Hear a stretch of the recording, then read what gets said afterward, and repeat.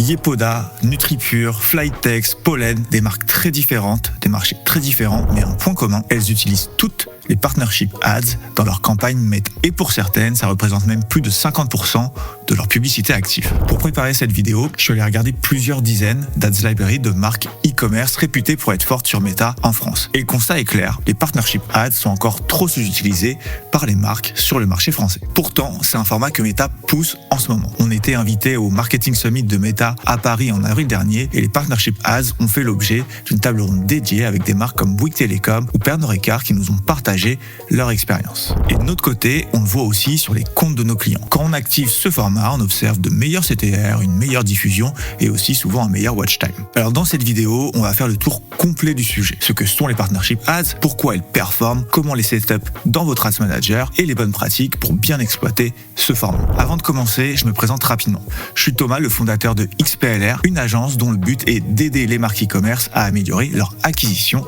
de nouveaux clients. On travaille avec une quarantaine de clients à l'heure actuelle à travers deux pôles complémentaires. Avec d'un côté le pôle performance qui pilote les budgets sur Meta, Google Ads et les autres régies de social ads et qui accompagne nos clients sur leur stratégie d'acquisition et de croissance. Et de l'autre côté, un pôle créa qui conseille nos clients sur leur stratégie créative et qui produit les ads qu'on met au bout de nos campagnes. Sur cette chaîne, on s'adresse aux marques e-commerce qui cherchent à franchir des paliers de croissance. On publie deux types de contenus, des vidéos comme celle-ci avec des bonnes pratiques concrètes sur l'ads et l'e-commerce et des épisodes de podcast dans lesquels on invite des experts et des e-commerçants à partager leur expérience. Si vous avez besoin de challenger votre acquisition payante ou d'avoir un regard extérieur sur vos créas et vos campagnes, on propose à certaines marques qui remplissent nos critères de travailler sur un diagnostic de l'existant et sur une roadmap d'action à mettre en place pour améliorer votre acquisition. C'est gratuit, ça vous engage à rien et c'est le meilleur moyen de voir si on est fait pour travailler ensemble. Si ça vous intéresse d'en savoir plus, vous n'avez qu'à prendre rendez-vous sur notre site ou sur LinkedIn. Tous les liens sont en description de la vidéo. Les partnership ads ou les copublicités en français, vous en croisez sûrement sans forcément le réaliser. C'est ce format de pub où, au lieu de voir uniquement le logo d'une marque en haut de la pub, vous en voyez deux, celui d'un créateur et celui de la marque en question. Les deux apparaissent ensemble. Alors vous avez aussi la possibilité de mettre uniquement le nom du créateur, mais c'est ça, une copublicité. Et ce qui change par rapport à une pub classique, c'est la façon dont elle peut être perçue en la scrollant. Un handle de personne en haut de la pub, ça attire l'œil différemment qu'un logo de marque. On s'arrête plus facilement et le contenu il semble finalement moins commercial et plus naturel. Et pourtant, derrière, c'est l'annonceur qui tient les rênes. Le créateur accepte de prêter son identité et donne accès à son compte, mais le budget, le ciblage, les placements, la durée, tout ça reste entre les mains de l'annonceur et de celui qui est derrière l'Ads Manager. Petite précision avant d'aller plus loin, parce qu'on confond souvent les deux, la copublicité, ce n'est pas exactement la même chose que le whitelisting, même si c'est vraiment très proche. Le whitelisting, c'est un format qui existait avant les partnership ads, mais la mise en place était plus proche du bricolage. Meta a justement développé un espace dédié pour encadrer tout ça proprement, rendre le process officiel et simplifier les collaborations entre marques et créateurs. Plusieurs raisons expliquent pourquoi ce format performe. La première, c'est la plus intuitive. Quand une pub vient d'une personne plutôt que d'une marque, on s'y arrête différemment. Le contenu paraît plus naturel, plus proche de ce qu'on consomme au quotidien sur les réseaux sociaux. On regarde, on écoute et parfois, on réalise seulement après que c'est un contenu qui est sponsorisé. Et Meta va d'ailleurs dans ce sens en rendant la mention sponsorisée de plus en plus discrète sur les publicités. Sur les comptes de nos clients qui utilisent ce format, on observe très souvent de meilleurs hook rates, de meilleurs watch time et globalement un meilleur niveau d'engagement. La raison, c'est que c'est une pub qui ressemble moins à une pub et ça change beaucoup dans la façon dont elle est reçue. La deuxième raison concerne le pouvoir de ciblage de ce format, si on peut le dire comme ça. Je répète souvent dans nos vidéos que la créa est le nouveau ciblage, mais avec les copublicités, c'est encore plus vrai et le créateur lui-même devient votre ciblage. L'idée, c'est que le créateur doit correspondre à votre cible. Votre audience doit se reconnaître en lui, dans sa situation, son âge, ses problèmes, ses besoins. C'est quelqu'un dont le profil parle directement aux personnes que vous voulez atteindre. Et les partnership ads sont un excellent moyen d'ouvrir de nouveaux bassins d'audience en touchant des profils différents de ceux que vos ads classiques atteignent habituellement. La troisième raison, c'est la combinaison de ce format entre influence et crédibilité. Quand le créateur a une vraie légitimité sur son sujet, on cumule deux forces en même temps. La confiance que son audience lui accorde et la puissance de diffusion du paid media. La marque emprunte cette crédibilité sans avoir elle-même à la construire. On n'est plus vraiment sur une pub, on est sur quelque chose qui ressemble à une recommandation. Et quand ce créateur est reconnu comme expert sur un sujet lié à votre produit, ça peut être un diététicien, un coach sportif, un dermatologue, un styliste par exemple, c'est encore plus fort. Moi je trouve que c'est un format qui est particulièrement pertinent dans deux cas. Le premier, quand une marque veut pénétrer un nouveau marché où elle n'est pas encore installée. Un créateur déjà ancré sur ce marché ouvre des portes qui sont difficiles à forcer quand on est tout seul. Le deuxième, c'est quand une marque cherche à accélérer sa crédibilité sur une niche et donc face à une audience qui ne la connaît pas encore. Par exemple, ça peut être rajeunir son audience, toucher un nouveau profil ou aller chercher des gens qui ne la connaissent pas encore. Le créateur, du coup, va lui permettre d'accéder plus facilement à ces nouvelles audiences. Alors, le setup, il est vraiment très simple. Et c'est aussi pour ça que je trouve que c'est sous-utilisé. Meta a vraiment fait un effort pour rendre ça accessible et je vais vous montrer en direct comment ça fonctionne. La première chose à faire, c'est de gérer vos partenariats. Donc pour ça, vous allez dans Espace copublicité sur l'Ads Manager. Vous allez ensuite dans Partenaire ici. Et pour ajouter un partenaire, vous allez cliquer sur Ajouter un partenariat. Imaginons que vous êtes une marque de compléments alimentaires pour sportifs et vous voulez faire une collab avec Teddy Riner, vous n'avez qu'à taper le nom du créateur, vous le sélectionnez. Ensuite, vous cliquez sur Suivant, vous sélectionnez votre propre profil Facebook et profil Instagram, vous cliquez sur Suivant, vous faites vérifier la demande, envoyer une demande et de son côté le créateur reçoit une notification qu'il n'a qu'à accepter en 2-3 clics. Donc c'est vraiment très simple de mettre en place un partenariat, ça prend littéralement quelques minutes. C'est tout aussi simple derrière de configurer la publicité. En tout cas, c'est pas plus compliqué que de le faire de manière classique. La différence ici, c'est que à côté de copublicité, vous devez activer cette fonctionnalité.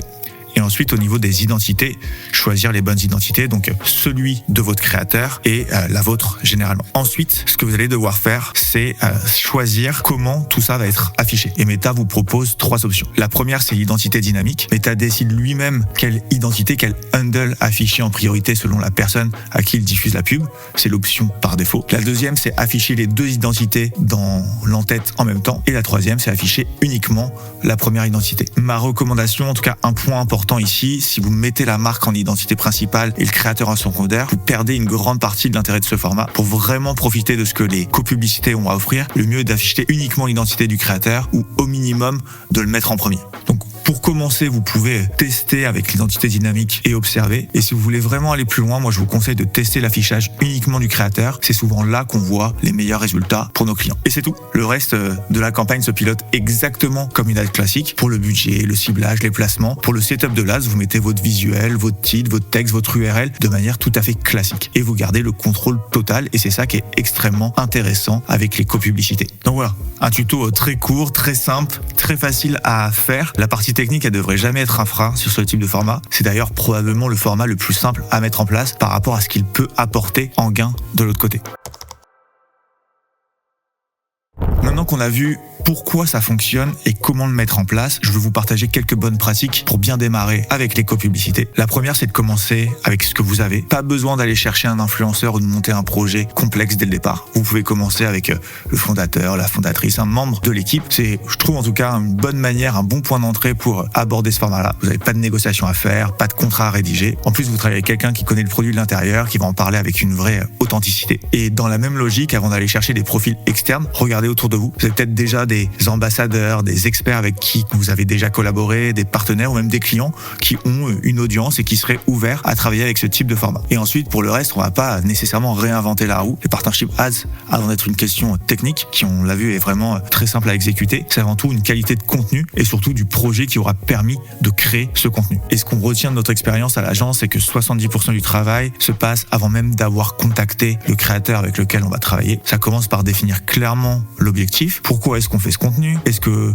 c'est pour éduquer, rassurer, mettre en avant une offre et surtout à qui on s'adresse? Et plus tout ça est précis, plus le reste coule naturellement et devient simple. Parce que c'est de cette réflexion que va découler le casting. Le créateur avec lequel vous allez travailler doit être bon et l'audience que vous cherchez à cibler doit se reconnaître dans celui-ci, dans son profil, sa situation, son âge, ses besoins. Peu importe combien de followers a le créateur, ce qui compte avant tout, c'est l'adéquation avec votre cible. Une fois que vous avez trouvé le bon créateur, vient le brief. Et là, l'objectif, c'est de réduire au maximum l'écart entre le contenu que vous avez en tête et celui que vous allez recevoir. Plus le brief est précis, le script, le hook, les plans, le décor, la lumière même par exemple, moins vous aurez de mauvaises surprises. Et enfin, le montage. Ça, c'est une compétence à part entière. Un bon créateur, c'est pas nécessairement un bon monteur. Et un bon montage, c'est le bon rythme, les bons sous-titres, la bonne durée. Bref, c'est pas le but de vous expliquer en détail comment faire un bon projet avec des créateurs. On a fait une vidéo complète sur tout ce process avec Emeline, notre Head of Créa. Elle détaille chaque étape de A à Z, du brief jusqu'au montage. Si vous souhaitez travailler avec des créateurs, ce genre de contenu peut vraiment vous aider. Je vous mets le lien en description pour pouvoir aller le regarder. Et pour terminer, un dernier point qui est vraiment très important. Le format copublicité, partnership ad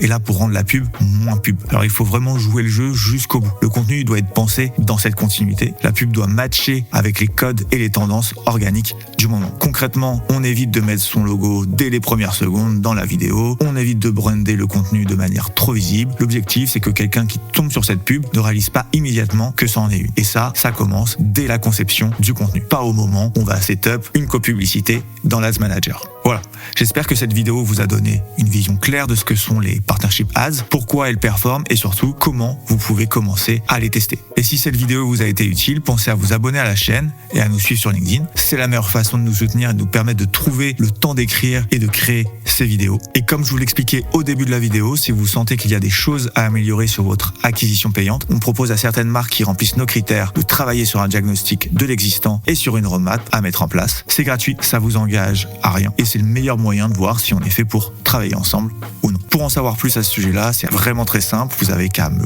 contacter. Pour ça, je vous mets mon profil LinkedIn en description et également le lien vers notre site internet. Voilà, c'est tout pour aujourd'hui, j'espère que cette vidéo vous aura plu. Merci de l'avoir regardée jusqu'au bout.